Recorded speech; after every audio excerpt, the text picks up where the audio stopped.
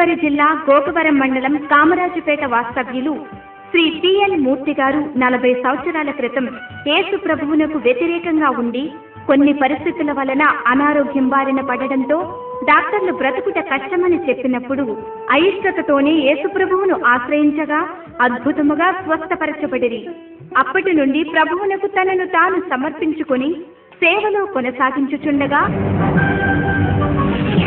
వారి చిన్న కుమారుడు T. Varaprasad Yadav MA B Ed చదివి దేవుని సేవకై పిలుపునందుకుని బెంగళూరు నందు ఎస్ఏబిసి కాలేజీలో ఎండి బైబిల్ విద్యను అభ్యసించి కొంతకాలము హైదరాబాద్ లో టీచింగ్ పరిచర్య సంఘ కాపరిగా ఉంటూ ప్రభువు నడిపింపులో ఇప్పుడు కాకినాడలో పరిచర్య కొనసాగించుచున్నారు. మోక్ష మార్గోపదేశములు అనే టీవీ కార్యక్రమం ద్వారా మీ ముందుకు వచ్చి ఉన్నారు. మోక్ష మార్గోపదేశములు అనే టీవీ వర్తమానములు విని దైవ దీవెనలు పొందగలరని ఆశిస్తూ ప్రేమతో ఆహ్వానిస్తున్నాము.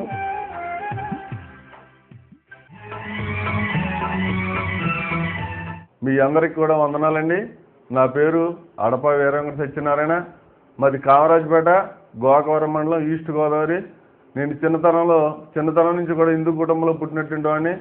యేసు ప్రభువుని ఎప్పుడు కూడా నాకు తెలిసినటువంటి సందర్భాల్లో మా గ్రామంలో మా పెద్దనాన్నగారు యేసు ప్రభువుని తెలుసుకున్నారని చెప్పి మేము ఎవరో కూడా తృణీకరించి ఆయన విషయం ఎవరో కూడా పట్టించుకునే వాళ్ళం కాదు. యేసు ప్రభు అంటే చిన్నతనం నుంచి కూడా ఏమన్నా అపాసనం అనేటువంటి ఉద్దేశంతో నేను ఉండేవాడిని. ఒక దినాన్ని నేను మా స్నేహితులందరూ కూడా దిక్కుని కూర్చుని పండగ దినానికి సినిమాలు చూడడానికి కాకినాడ, రాజమండ్రి చూడడానికి కానీ ఎంత ధాన్యం కుప్పలు కూర్చేటువంటి టైం కాబట్టి దొంగతనంగా ఎంత తీసుకుని అమ్ముకోవాలి, ఎన్ని బస్తాలు అమ్ముకోవాలి అని మాట్లాడుకుంటున్నాం. అక్కడ ఆ సందర్భంలో ఒక దేవుడిని నమ్ముకున్నటువంటి ఆయన ఏమని చెప్పాడంటే, చనిపోయిన తర్వాత ఇప్పుడు పండగకి ఎలాగైతే డబ్బులు నువ్వు ఖర్చు అనుకుంటున్నావో, చనిపోయిన తర్వాత దేవుడిని నువ్వు వెళ్తే పర్లోకి వెళ్ళాలి, లేదా నరకం వెళ్ళాలి, దేవుడు అనేటువంటి వాడు నువ్వు తెలుసుకోవాలని చెప్పినప్పుడు యేసు ప్రభు దేవుడని అప్పుడు గుర్తించాను. తర్వాత మా పెద్దనాన్నగారి ఇంటికి మేము ఎప్పుడు కూడా అంత వెళ్ళేవాళ్ళం కాదు, యేసు ప్రభుని తెలుసుకున్నాడని. అయితే నేను మా స్నేహితుడు వెంకటేశ్వర్లు అని చెప్పి మా బావగారు ఉండేవాడు. ఆయన యేసు ప్రభు గురించి తెలుసుకోవడానికి చెప్పి మా పెద్దనాన్నగారి ఇంటికి ఒక రోజున వెళ్ళారు. వెళ్ళిన తర్వాత అక్కడ ప్రతిరోజు కూడా నేను మా బావగారు అందరు కలిసి రాత్రులు అర్థమానం కూడా చూసినటువంటి సినిమా 10 సార్లు 15 సార్లు చూసేవాళ్ళం. రోజు ప్రతిదినం కూడా జూదమాట ఆడుకోవడం, ఈ సినిమాలకు వెళ్ళడం ఇదే సందర్భం. అయితే ఒక దినాన్ని మా బావగారు అక్కడికి మా పెద్దనాన్నగారి ఇంటికి టి.ఎల్. మూర్తి గారి ఇంటికి ప్రార్థనకి వెళ్ళారు. ఒక ఆయన ఎవరో ప్రార్థన చెప్పడానికి అని చెప్పి దూర ప్రాంతం నుంచి వచ్చారు. ఆయన ఇక వెళ్ళడానికని వెళ్ళిన తర్వాత మొదటి రోజు నాడు నేను మా బావగారిని అడిగాను ఎక్కడికి వెళ్ళేవాళ్ళని చెప్పంటే, ఆయన ప్రార్థనకి వెళ్ళాడని చెప్పడానికి ఇష్టం లేక పొలంలోకి వెళ్తున్నాను అలాగని చెప్పాడు. ఆ సెంటర్లోకి వెళ్ళిన తర్వాత మీ పెద్దనాన్నగారి ఇంటికి ప్రార్థనకి వెళ్ళారని చెప్పిన తర్వాత నేను మా మరుసటి రోజు నేను ఆయన గురించి కూర్చున్నాను. మా ఇంటి ముందు నుంచి ఆయన ఎక్కడికి వెళ్తారంటే పొలంలోకి అన్నారు. నేను కూడా ఆయనతో పాటు నేను వస్తాను అన్నప్పుడు కొద్ది దూరం వెళ్ళిన తర్వాత పొలంలోకి కాదు మీ పెద్దనాన్నగారి ఇంటికి ప్రార్థనకి వెళ్తున్నాను అని చెప్పినప్పుడు ఆయనతో పాటు నేను కూడా ప్రార్థనకి వెళ్ళాను. వెళ్ళిన తర్వాత మా పెద్దనాన్నగారు నన్ను చూసి ఎందుకు వచ్చేవారంటే ఎవరో వచ్చారట కదండి ప్రార్థనకి అలాగని చెప్పాను. నేను వెళ్ళిన తర్వాత ఆ ప్రార్థనకు వచ్చినటువంటి ఆయన తిరిగి మళ్ళీ వాళ్ళ ఊరు వెళ్ళిపోయారు. నాకు అక్కడ ఉండడానికి ఇష్టం లేదు. యువతల సెంటర్లో అక్కడ పందాలు జరుగుతున్నాయి, జోదాలు. జోదవాటికి అక్కడికి వెళ్ళిపోతాను అనుకునే లోపల ఆయన ఈ రోజు మా ప్రార్థనకు రారా అన్నప్పుడు వెళ్ళడానికి నాకు ఇష్టం లేదు. కానీ మా పెద్దనాన్నగారికి వ్యవసాయం ఎక్కువ సీతాఫలాలు కాసేటండి అక్కడ కట్ట ఉంది. ఆయన ఒకవేళ ఇక సీజన్లో ఆ కాయలు పెట్టడేమో అని ఉద్దేశంతో ఈ రోజుకి వెళ్ళొచ్చి చెప్తే నాకు గొడవ వదిలిపోతుంది అలాగని చెప్పి ఆయన కూడా వెళ్ళడానికి ఇష్టపడ్డాను. తీరా ప్రార్థనకి వెళ్ళిన తర్వాత అదే మొదటిసారి యేసు ప్రభు ప్రార్థన నేను చూసిన తర్వాత అక్కడ నాకు ఎంతో నవ్వు వచ్చేస్తుంది. చిన్నప్పటి నుంచి నేను ఎంతో అపవాసుకుని ఎంతో అపవాసం చేసినట్టు అని ఆడవాళ్ళందరూ ముసుగేశారు, మగవాళ్ళందరూ కూడా కూర్చుని ప్రార్థన చేస్తున్నారు. నేను నవ్వుకుంటున్నాను. బయటికి వెళ్ళిన తర్వాత వారం రోజుల వరకు కూడా ఈ ముసుగేసిన వాళ్ళు ఈ ప్రార్థన ఇదంతా కూడా నవ్వుకొచ్చని నా మనసులో ఇంకా నవ్వు ఆగడం లేదు. ఈ లోపల ప్రార్థన అంతా కూడా అయిపోయింది. ఆఖరిలో ప్రార్థన చేద్దారా అలాగని చెప్పి ఆయన కళ్ళు మూసుకోమన్నప్పుడు నేను మూసుకోకుండా ఉన్నా కానీ మా పెద్దనాన్నగారిని చూసి మూసుకోపోతే తిడతారేమో అని చెప్పి కళ్ళు మూసుకున్నాను. మూసుకోగానే నా జరిగినటువంటి సందర్భం ఏంటంటే నాకు పెద్ద కరెంటు శాఖలకు వచ్చింది. కళ్ళు మూసుకున్న వెంటనే ఇతను ఏదో మంత్రం వదిలేసి నా మీద కొనుక్కొని ఈ లోపు నేను కళ్ళు మూసుకున్న వెంటనే పెద్ద దేవదూత చేతులు పెద్ద పూలహారం ఉంది. పక్కన నల్లనాటి మేఘాలు ఇంకా ఏదో చీకటి భయంకరమైనటువంటి కూడా పక్కన అన్ని కూడా కనిపించడం గడ్డ ఉన్న మనిషి ఇదంతా కూడా ఏంటండి అని ఈ లోపల నేను సైకిలించుకుని నన్ను సరి చేసుకుని ప్రార్థన అయిపోయిన తర్వాత బయటకు వచ్చాం. రాత్రి 12 అయింది. పెద్దనాన్న గారు నేటండి పెద్దనాన్న గారు నాకు ఇలా వణుకొచ్చేస్తుంది, ఏటో నాకు తెలియడం లేదు అని చెప్పినప్పుడు ఆయన ఏమన్నాడంటే, యేసు ప్రభు దేవుడు అని చెప్పాను అనుకో, అది నువ్వేమో మతంలో తీసుకెళ్ళిపోవడానికి నన్ను అంటావు, దేవుడని వాడు ఉన్నాడా లేదా అని నన్ను ప్రశ్నించినప్పుడు ఉన్నాడండి అన్నాను. అయితే ఈ దినం నుంచి నీకు ఏ దేవుడి పేరు కూడా ఎత్తొద్దు. చిన్నతనం నుంచి చేసినటువంటి ప్రతి పాపాన్ని కూడా దేవుడి ముందు ఒప్పుకో.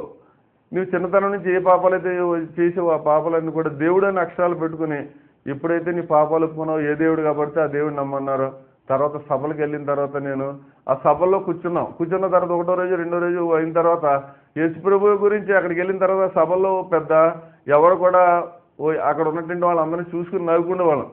అలాగే అక్కడికి వెళ్ళినప్పుడు కూడా సభల్లో వెళ్ళినప్పుడు ఏదో సినిమాలకు వెళ్ళాలి అలాగే వెళ్ళాలని ఉద్దేశంతో వెళ్ళాం తప్ప సభల నిమిత్తం అక్కడికి మేము వెళ్ళినప్పుడు కూడా సభల్లో ఏ విధమైనటువంటి నాకు తృప్తి లేదు. 3 దినాల నుండి అక్కడికి వచ్చినటువంటి వాళ్ళందరూ కూడా నవ్వుకుని అపాసం చేసేవాడిని. అప్పుడు 3వ దినాన్ని నా స్నేహితుడు బాగా ప్రార్థన చేసి దేవుని చూసి నాతో నవ్వద్దన్నప్పుడు అప్పుడు పట్టుదలతో నా గురించి అందరూ ప్రార్థన చేసినప్పుడు అప్పుడు నా పక్కన సహోదరుడు ప్రార్థన చేసి చెప్పాడు, ఎవరో ఒక ఆడ మనిషి ఇక్కడ ఉండేటువంటి జనపరాడు పెట్టి కాపాడుతుంది ఏంటన్నప్పుడు నేను ఒక దినాన్ని జోజవాడడానికి డబ్బులు లేకపోతే గార్డేజ్ కప్ప బద్దలు కొట్టి అది పట్టుకుని వెళ్ళి ఆట ఆడడానికి అని చెప్తున్నాకి అది ఒక పెద్ద రాడ్ ఎట్టి దాన్ని బట్టి లాగేస్తే అది తాళం ఓడదు అనుకుంటే నాగవాసంతో సహా ఇరిగిపోయింది. ఆ డబ్బులు తీసుకుని ఎలాగ అంటించాలన్నప్పుడు మా అమ్మమ్మ గారు అక్కడ గుర్తులోకి అక్కడి నుంచి బయటకు వెళ్ళిపోయాను. తర్వాత ఆ పాప ఎప్పుడైతే గుర్తొచ్చిందో నేను చిన్నతనం నుంచి చేసిన ప్రతి పాపాన్ని కూడా నాకు గుర్తు చేశాడు.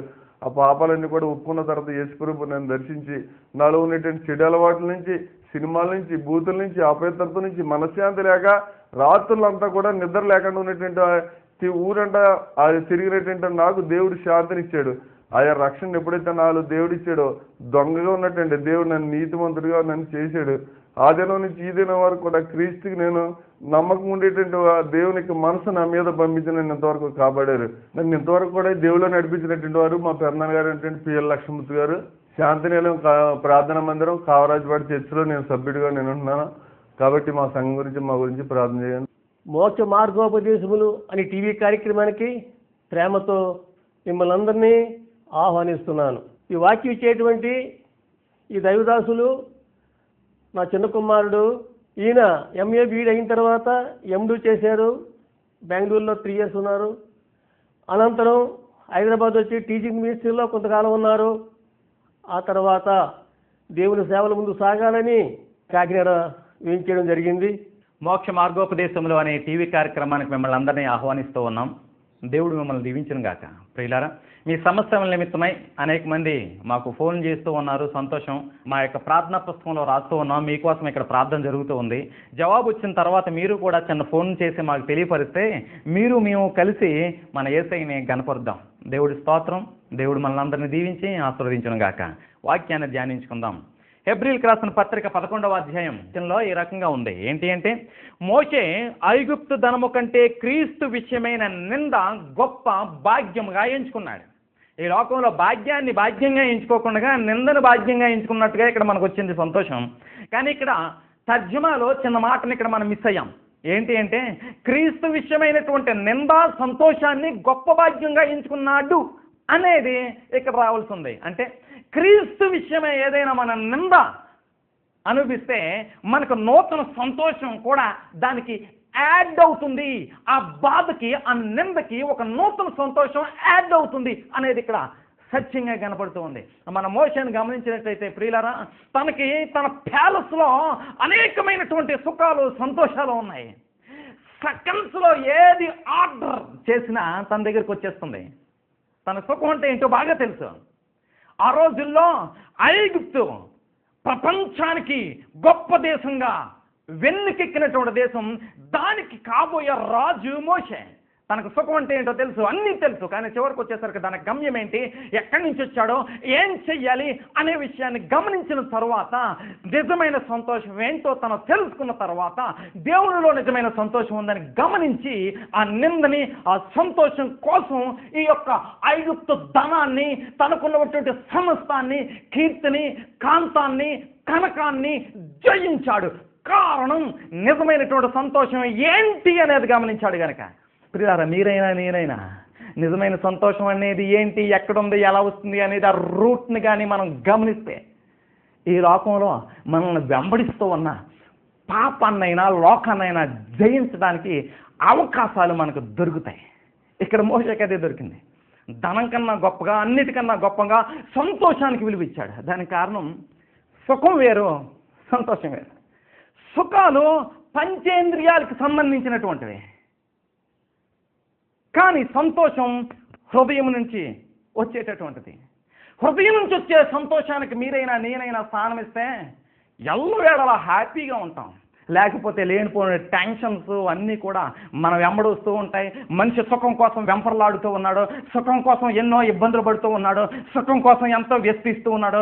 పెద్ద సంబంధం కావాలి, పెద్ద ఉద్యోగం కావాలి, పెద్ద చదువులు కావాలి, అన్నీ ముందుకెళ్ళిపోవాలి, స్టేటస్ రావాలి, అప్పుడే సుఖం ఉంటుంది. కానీ సుఖం వేరు, సంతోషం వేరు. ఈ గొప్ప కాబోయే రాజైన మోషే దాన్ని గమనించాడు. సమస్త సుఖాన్ని పక్కన పెట్టే సంతోషం కోసం ముందుకు సాగాడు. ప్రియులారా, దీనిని బట్టి మన ప్రసంగాంశం ఏంటి అంటే సుఖము, సంతోషం. మరోసారి నేను చెబుతూ ఉన్నా, మన ప్రసంగాంశం ఏమిటి అంటే సుఖము, సంతోషం. సుఖం ఈ లోకంలో కొనుక్కోవచ్చు. ఖరీదైన కారులైనా, ఇళ్ళైనా, ఏదైనా, ఖరీదైనటువంటి బట్టలైనా, దేన్నైనా. కానీ సంతోషాన్ని మనం కొనుక్కోలేం. వాక్యాన్ని వెంబడించినప్పుడు మాత్రమే, ఈ యేసయ్య పాదాల దగ్గరికి మనం వచ్చినప్పుడు మాత్రమే నిజమైనటువంటి సంతోషాన్ని నీవు అనుభవించగలవు, నేను అనుభవించగలను. దేవునికి స్తోత్రం కలుగును గాక ప్రియులారా. కనుక మనసమైనటువంటి సంతోషం కోసం మనం వెంపర్లాడినప్పుడు, చూసినప్పుడు మనకి ఆత్మీయత అంటే ఏంటో మనకు అర్థమవుతుంది. అప్పుడు ఆత్మీయ విషయాల పట్ల మనకు తెలియకుండానే ఆసక్తి మొదలై ముందుకు సాగుతూ ఉంటాం. ఈ లోకంలో ఒక వయసు వచ్చిన తర్వాత తల్లిదండ్రుల్ని, ముసలివారైన వారిని విడిచిపెడుతూ ఉన్నారు. ఒక స్టేటస్కి వెళ్ళిన తర్వాత తోటి బంధువుల్ని, తోటి స్నేహితుల్ని విడిచిపెడుతూ ఉన్నారు. దానికి కారణం ఏంటి తెలుసా? వారు మాకు సరిపోరు, మా సుఖాలకు అడ్డొస్తారో, మా స్టేటస్కి అడ్డొస్తారో అని. అవన్నీ సుఖాలకి సంబంధించినవే కానీ సంతోషానికి సంబంధించింది కాదు. సంతోషానికి మనం ప్రాక్టీస్ చేసినప్పుడు స్థిరంగా మనతో పాటు వస్తుంది. ఎంతో హ్యాపీగా, ఎంతో ఆరోగ్యంగా మనం ముందుకు సాగుతాం. అదే వాక్యం ఇక్కడ చెబుతూ ఉంది, నువ్వు సంతోషం అనుభవించు, నా దగ్గరికి వస్తే నువ్వు సంతోషంగా ఉంటావు అని. దేవుడి స్తోత్రం కలుగును గాక. కనుక మన ప్రసంగాంశం సుఖము, సంతోషం.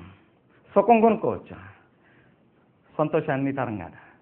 యేసయ్య దగ్గరికి రా, ఆయన వాక్యాన్ని చదువు. నీకు అర్థమైనా అర్థమవకపోయినా కొంతసేపు ప్రయత్నం చేసి చూడు, కొన్ని రోజులు నీకు సంతోషం అంటే ఏంటో తెలుస్తుంది. మేము అనుభవిస్తున్నాం, నీకు అది దొరుకుతుంది. దేవుడి స్తోత్రం కలుగును గాక ప్రియులారా. మన ప్రసంగాంశం సుఖము, సంతోషం. మన ఫస్ట్ పాయింట్ కొలస్సీలకు రాసిన పత్రిక 2వ అధ్యాయం 5వ వచనాన్ని చూస్తే స్థిరమైన విశ్వాసం ఉంటే సంతోషం ఉంటుంది అనేది ఇక్కడ మనకు కనపడుతుంది. మన ఫస్ట్ పాయింట్, స్థిరమైన విశ్వాసం ఉంటే సంతోషం ఉంటుంది.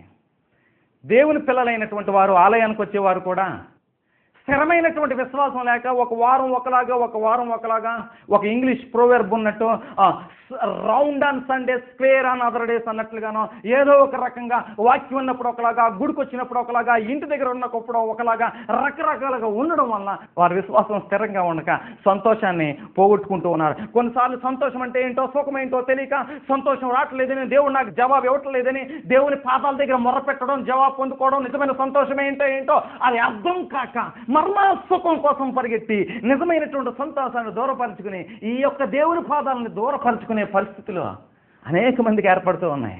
అందుకనే దేవుడు చెప్తూ ఉన్నాడు కదా, స్థిరమైనటువంటి విశ్వాసం మీకైనా, నాకైనా, ఎవరికైనా, దేవుడిని నమ్ముకున్న పిల్లలకి మనకుంటే సంతోషం ఎప్పుడు నీతో ఉంటుంది. కనుక నిజమైనటువంటి స్థిరం కోసం మనం ప్రాకులాడాలి. నిజమైన విశ్వాసం కోసం మనం ముందుకు సాగుతూ ఉండాలి. దాన్ని మనం గమనిస్తూ ఉండాలి. ఎట్లా వస్తుందో మన ప్రయత్నం మనం చేస్తే, ఇది ఒకరు చెప్పేది కాదు. ఎవరి మట్టుకు ఎవరి ఆకలి వాళ్ళకే తెలుసు. ఎవరికి వాళ్ళు శోధించుకుని ఈ ఆత్మీయ భాషను ముందుకెళ్లాల్సినటువంటి పరిస్థితి ఉంది. కనుక విశ్వాసం స్థిరంగా ఉందా, అలా ఉందా? నీకు విశ్వాసం గురించి నీకు తెలుసు, నా విశ్వాసం గురించి నాకు తెలుసు. మనం ముందుకు సాగితే, విశ్వాసంలో ముందుకు సాగితే ప్రియులారా, సంతోషం ఎప్పుడు మనకు కూడా ఉంటుంది అని దేవుని యొక్క వాక్యం ఇక్కడ మనకు సెలవిస్తుందో చూడండి. 1 పేతురు 5వ అధ్యాయం 9వ వచనాన్ని ఒకసారి మనం పరిశీలన చేస్తే ఈ రకంగా ఉంది. విశ్వాసమందు స్థిరులై వానిని ఎదురించడి. విశ్వాసం అందు స్థిరంగా ఉంటే ఏం చేయగలమాట? వానిని ఎదిరించగలం. వానిని ఎవరు? ఈ వానిని దుష్టుడు. సంతోషం ఇప్పుడు మనకుంటుంది. చిన్న కష్టం వస్తే ఏదో కొండేరి మీద పడిపోయినట్లు వినిపించే మాటలు మనకు కనపడుతూ ఉంటాయి. అంటే మనసు మనకు తెలియకుండానే సంతోషం వైపు కాకుండా సుఖం వైపు ఏదో లాగుతూ ఉంది. ఎవరితోటి మనం పోల్చుకుంటూ ఉన్నాం, దేనిలో పోల్చుకుంటూ ఉన్నాం, ఎవరితోటి నేను పోల్చుకోవడానికి అవకాశం లేదు. దేవుడు అందరినీ ఒక్కొక్కరిని ఒక్కొక్క రకంగా సృష్టించాడు. ఎవరి వేళ్ళు, బ్రొటన వేళ్ళు, ఈ యొక్క ఫుట్ ఫింగర్స్ మరొకరికి ఉండవు. అదే కాకుండా ఈ మధ్యన తెలిసినటువంటి విషయం ఏంటంటే, అంటే నాకు తెలిసినటువంటి విషయం, ఒక చెట్టు ఆకులో ఉండేటటువంటి గీతలు ఈ ప్రపంచంలో మరే ఆకులో కూడా ఉండవట. అంత ప్లాన్డ్గా దేవుడు నిన్ను నన్ను సృష్టిస్తే ఎవరితోటో పోల్చుకుని అంత తక్కువగా అంచనా వేసుకోవాల్సిన పరిస్థితి ఏమొచ్చింది? లేదు. ఎప్పుడైతే నువ్వు తక్కువగా అంచనా వేసుకున్నావో నిన్ను సుఖం వెంబడిస్తుంది. ఏదో కావాలని ఆరాటపడతావు, సంతోషాన్ని మర్చిపోతావు, విశ్వాసాన్ని పోగొట్టుకుంటాం, సమస్తాన్ని పోగొట్టుకునే ప్రమాదం మనకు ఏర్పడుతూ ఉంది. దానికి మన ప్రసంగాంశం ఏంటి? సుఖము, సంతోషం. మన ఫస్ట్ పాయింట్ ఏంటి? స్థిరమైన విశ్వాసం ఉంటే సంతోషం మనతోటే ఉంటుంది. మొదటి కొరింథీయులకు రాసిన పత్రిక 9వ అధ్యాయం 17వ వచనంలో ఈ రకంగా ఉంది. ఏంటంటే, ప్రతివానికై ఏ స్థితి నియమించనో ఆ స్థితి యందు స్థిరంగా ఉండాలి. నీ పని ఏంటో దాంట్లో నువ్వు అభివృద్ధి చెందాలి. ఒక నెల ఒక పని, ఒక సంవత్సరం ఒక పని, 2 సంవత్సరాలు ఒక పని, ఆ తర్వాత ఒక పని, తర్వాత ఏం చేయాలో మనకు తెలియదు. నీ పని ఏంటి? నా పని ఏంటి? విశ్వాసులా ఉండాలి, కాపరిలాగా ఉండాలి.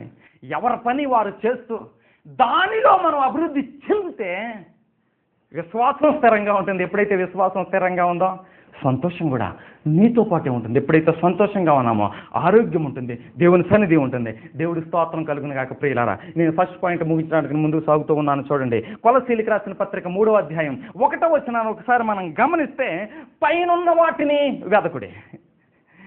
పైనున్న వాటిని ఎట్లా చదివిదాం అంటే, దేన్ని వెతకమంటారు? పోగొట్టుకున్న దాన్ని వెతకమంటారు. ఇక్కడ దేన్ని పోగొట్టుకున్నాం? ఏదైనా పోగొట్టుకుంటే కింద వెతకాలి.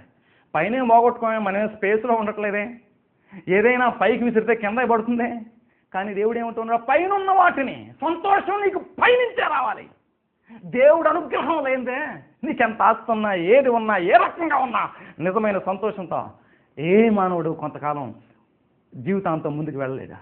కనుక జీవితాంతం మన నిజమైనటువంటి సంతోషాన్ని మనం ఎదుర్కోవాలంటే పైనున్న మన యేసు భగవానుని ఎప్పుడు సంతోషంగా ఉన్న ఆ వ్యక్తిని ఈ యొక్క వాక్యాన్ని చదువుకుంటూ ఇందులో ఉన్నటువంటి పరిస్థితులను మనం వెంబడిస్తూ మనం ముందుకు సాగితే సంతోషం మన సొంతం అవుతుంది.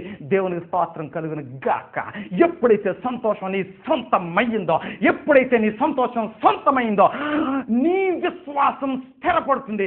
ఎప్పుడైతే నీ విశ్వాసం స్థిరపడిందో సంతోషం ఎప్పుడు నీ కూడా ఉంటుంది.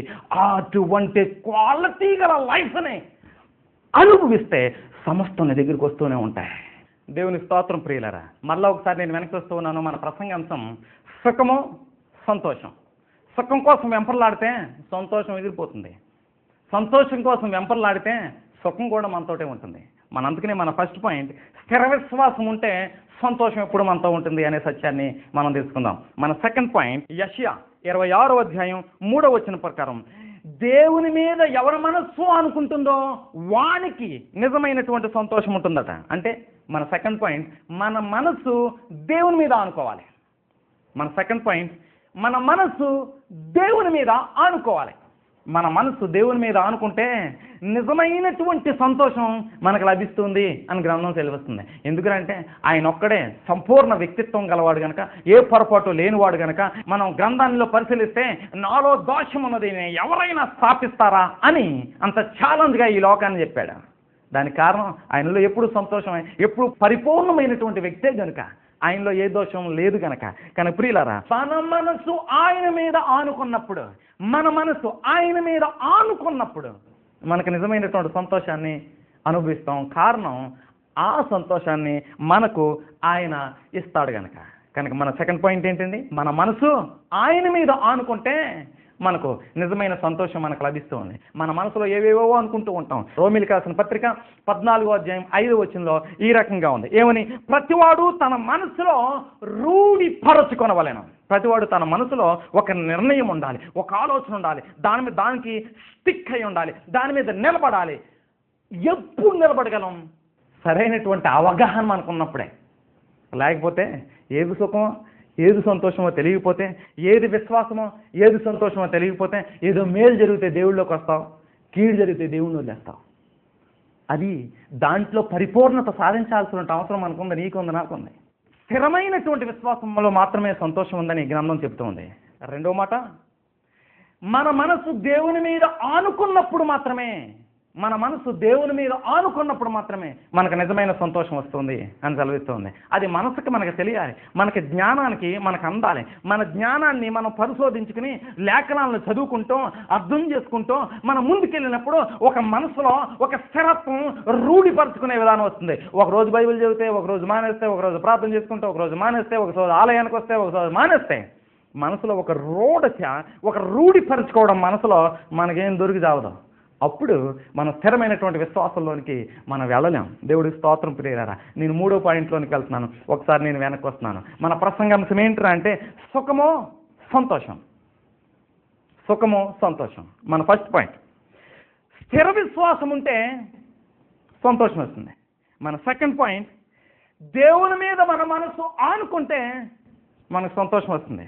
మన థర్డ్ పాయింట్, కొలస్సీలకు రాసిన పత్రిక 1వ అధ్యాయం 24వ వచనం ప్రకారం పని పూర్తి చేస్తే సంతోషం. దేవుడు మనకంటూ ఒక పని ఇచ్చాడు, కుటుంబంలో నీకు పని ఇచ్చాడు, నీ బాధ్యత ఇచ్చాడు, నువ్వెందుకు పుట్టావో తెలుసు, నీకేం తెలుసు, నీ వృత్తి ఏంటో తెలుసు, నువ్వు ఎక్కడికి వెళ్తున్నావో తెలుసు, నీ బాధ్యత ఏంటో తెలుసు. నీ పనిని నువ్వు పూర్తి చేస్తే నీకైనా నాకైనా సంతోషం. పనిని పూర్తి చేయకుండా సగం చేస్తూ ఏదో చేస్తూ మన బాధ్యతలను మనం నెరవేర్చకుండా, మన ఇంటి పట్ల మన బాధ్యతలు మనం నెరవేర్చకుండా మనం ముందుకు సాగుతూ ఉంటే మనకి నిజమైనటువంటి సంతోషం ఉండదు. ఇంట్లో వాళ్ళకి సంతోషం ఉండదు మన పట్ల, మన గురించి మనకే సంతోషం ఉండదు. ఏం చేస్తామో మనకే తెలియదు. కనుక మన బాధ్యతను, మన పనిని పూర్తి చేస్తే నిజమైన సంతోషం అని గ్రంథం సెలవిస్తుంది. కొలస్సీలకు రాసిన పత్రిక 1వ అధ్యాయం 24వ వచనం ప్రకారం. కనుక మన పనిని మనం పూర్తి చేయడానికి ఎప్పుడు మనం ముందుకు వెళుతూ ఉండాలి. మన పని ఏంటో మనకు తెలుసు, నీ పని ఏంటో నీకు తెలుసు. నీ పనిని నువ్వు పూర్తి చేస్తూ ఉన్నావా, నా పనిని నేను పూర్తి చేస్తున్నానా? మన పనిని మనం పూర్తి చేసుకోవడానికి మనం ముందుకు సాగుతూ ఉండాలి ప్రియులారా. 2వ కొరింథీయులకు రాసిన పత్రిక 1వ అధ్యాయం 5వ వచనంలో ఈ రకంగా ఉంది. శ్రమను బట్టి ఆదరణ విస్తరించుచు ఉన్నది. నీకు శ్రమ ఉండొచ్చు, కానీ దానిని బట్టి కూడా నీకు ఆదరణ విస్తరిస్తుంది. దేవుని కృప విస్తరిస్తూ ఉంది. నీ బాధ్యతను నువ్వు చేయడానికి ఏదైనా శ్రమ రావచ్చు, భయపడకో. దేవుని వాక్యాన్ని ముందు పెట్టుకో.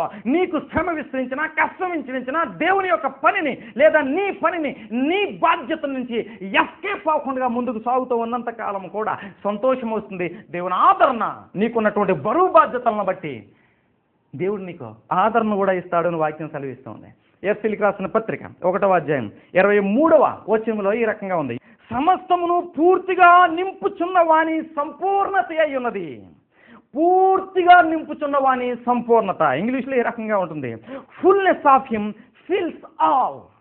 ఆయన సంపూర్ణత మాత్రమే మనల్ని పూర్తిగా నింపగలదు. దేవుడికి స్తోత్రం కలుగును గాక. కనుక ఏ పనైనా మనం పూర్తి చేస్తే సగం చేయకుండా, బాధ్యతను నిర్వర్తించకుండా, నీ ఆఫీసులో నీ పనిని విడిచిపెడుతూ, నీ ఇంట్లో నీ పనిని విడిచిపెడుతూ, నీ యొక్క ఆలయంలో నీ పని పూర్తి చేయకుండా, నీకు తెలిసిన వాక్యాన్ని వెంబడించకుండా సగం వెంబడిస్తే, పని పూర్తి అవ్వకపోతే సంతోషం నిన్ను వెంబడించదని గ్రంథం సెలవిస్తూ ఉంది.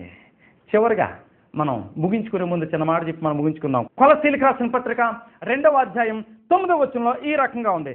దేవత్వం యొక్క సర్వ పరిపూర్ణత ఆయనలో నివసిస్తూ ఉన్నది. ఆయన ఒక్కడే పరిపూర్ణుడు. ఆయన దగ్గరికి వెళితే ఆ పరిపూర్ణత మనకిస్తాడు. ఆయన ప్రతి పనిని పూర్తి చేశాడు. తండ్రి తనకిచ్చిన పనిని పూర్తి చేశాడు. ఎక్కడ విడిచిపెట్టలేదు. ఆ పని కోసం ఎంత కష్టమైన, ఇరుకైన, ఇబ్బంది అయినా ఆయన నడుము కట్టుకుని ఆ పనిని పూర్తి చేశాడు. ఆ పని పూర్తి చేయడంలో దేవుని యొక్క సహాయాన్ని ఆయన పొందాడు. మనమైనా సరే, అది ఏ బాధ్యత అయినా, నీ యొక్క కుటుంబం, నీ యొక్క సంఘం, నీ యొక్క పరిస్థితులు, నీ యొక్క చదువు నీకు భారంగానున్నా నడుము కట్టుకుని దేవుడి మీద భారం ఉంచి ఈ యొక్క వాక్యాన్ని ముందు పెట్టుకుని ముందుకు సాగితే ఆయన బలం ఏంటో నీవు చూస్తా సోదరుడా. కనుక ఒక్కసారి నేను వెనక్కి వచ్చి నేను ముగిస్తూ ఉన్నాను. మన ప్రసంగాంశం ఏంటి? సుఖమో సంతోషం. సుఖం వేరు, సంతోషం వేరు. చాలా విషయాలు మనం చెప్పుకున్నాం. మనం ఎప్పుడు సంతోషంగా ఉండాలి. ఎప్పుడు సంతోషం? మన ఫస్ట్ పాయింట్. స్థిర విశ్వాసం ఉంటే సంతోషం వస్తుంది. మన సెకండ్ పాయింట్, మన మనసు దేవుని మీద ఆనుకుంటే సంతోషం వస్తుంది. థర్డ్ పాయింట్, మన పనిని పూర్తి చేస్తే మన సంతోషం మనతో ఉంటుంది. దేవుని స్తోత్రం. దేవుడి మాటలను దీవించి ఆస్వాదించను గాక.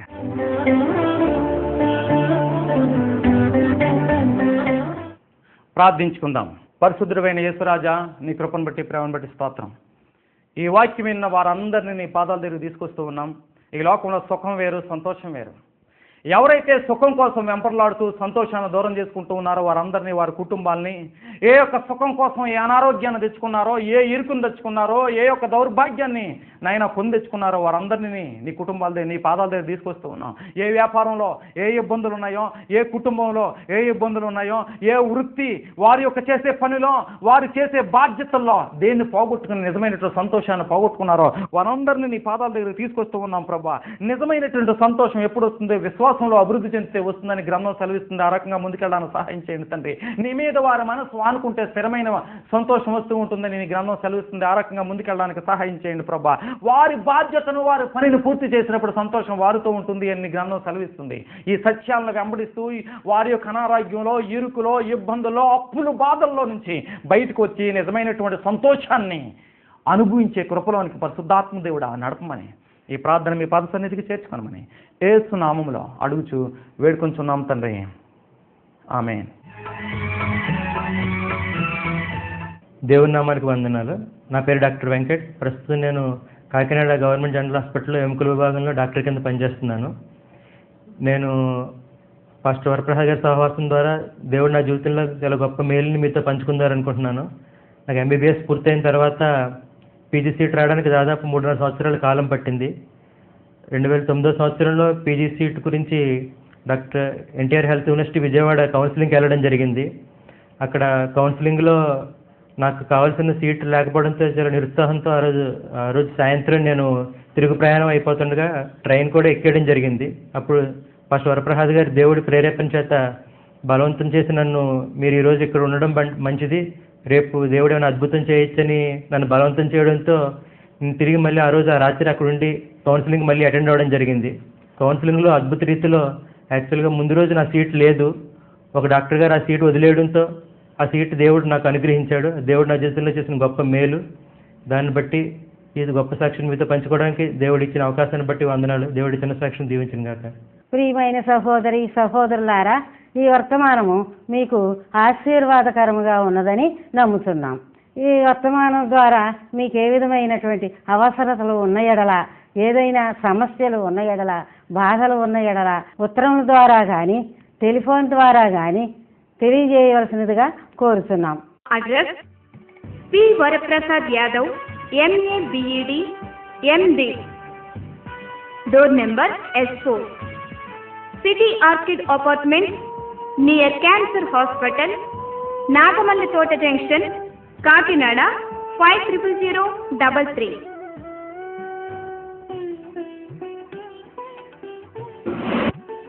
మా address P Varaprasad Yadav, MA BEd MD, door number S4, city orchid apartment, cancer hospital దగ్గర, నాగమల్లి తోట జంక్షన్, కాకినాడ 500033.